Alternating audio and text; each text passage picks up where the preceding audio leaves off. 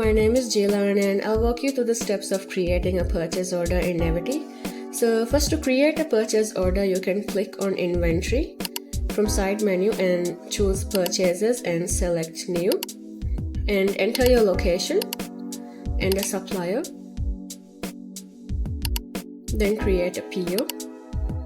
Then after that, you can enter all this information. You can set a date and write the invoice number and the invoice date and update the PO.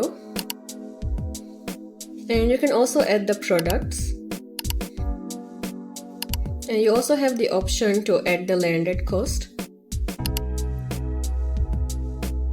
After you've done that, you can approve the purchase order to finalize it by clicking the approve button at the top. After PO is approved, you can receive goods by clicking the receive items. And once you've entered the quantities and the receiving items, for example, you receive 50 items, you can go ahead and select receive goods and it will be added to the system for the product. And there you have it. That's how you create a purchase order in Ewity. Thank you for watching and thank you for using Ewity Point of Sale.